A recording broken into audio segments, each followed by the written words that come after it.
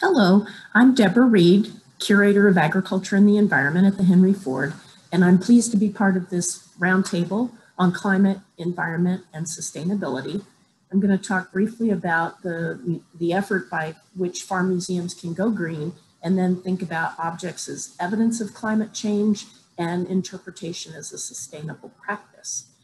There's a fair amount written about the Green Museum movement in Europe. Key Culture, KI Culture, is a new effort that's attempting to coordinate activities, share practices, and really generate a movement among museums and cultural institutions in Europe to pursue this critical work. In the US, there's a book, Green Museums, by Sarah Brophy and Elizabeth Wiley, that lays out a multi-step process by which museums can go green. It's starting with reducing utility use and emissions, and then the green practices like reducing, reusing, and preservation, a green action in and of itself. Then taking the next step as advocates for cultural change, working within communities and co-creating with partners to spread the word, both within institutions and beyond. The green education component of this is the natural action of a lot of open air museums and living history farms, taking the environments in which they work and in which people visit and turning those into opportunities to teach about the human past, the past biosystems, the past agriculture, and then the ramifications of positive change for the future. Living history farms like this is Firestone Farm at the Henry Ford in Dearborn, Michigan, created based on collections of historic flora and fauna, propagation of heritage varieties, and then the conveying of those practices to the general public. It may look green, but it doesn't mean that it is practicing green in terms of thinking beyond the organic draft animal power and to the larger context of proactive interpretation of historic practices, because some of those historic practices are not necessarily organic or sustainable. Now, here's draft animals, human power and stoop labor at work in an onion field for Heinz, a prepackaged or processing food company. But that in contrast with the Fordson tractor, an economically viable option for farmers within the context of World War I, or the row crop tractor that's introduced by the International Harvester Corporation, McCormick Deering,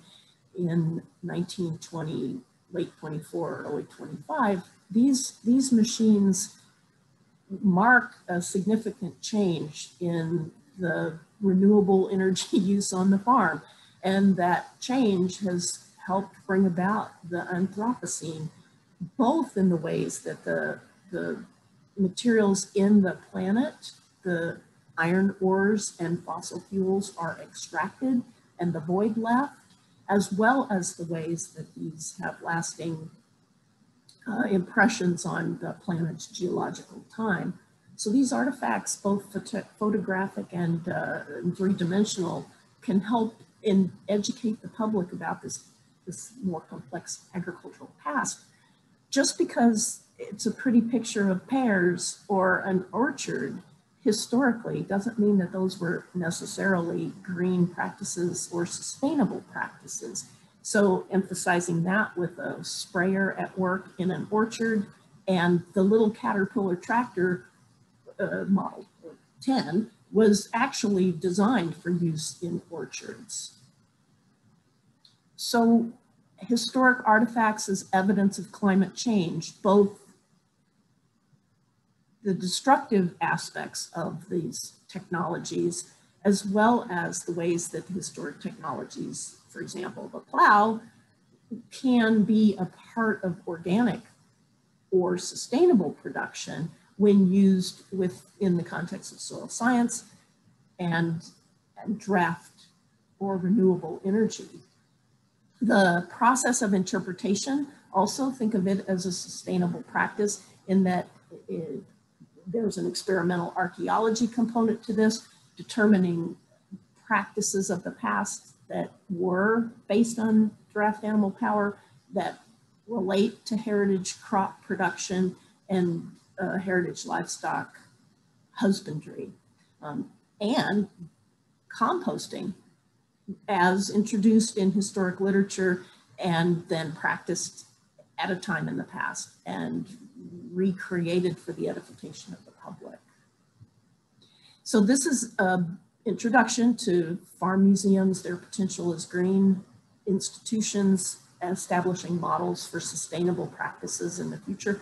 a few resources you might consider consulting, and I'm very much looking forward to fielding questions in the conversation during this roundtable. Thank you.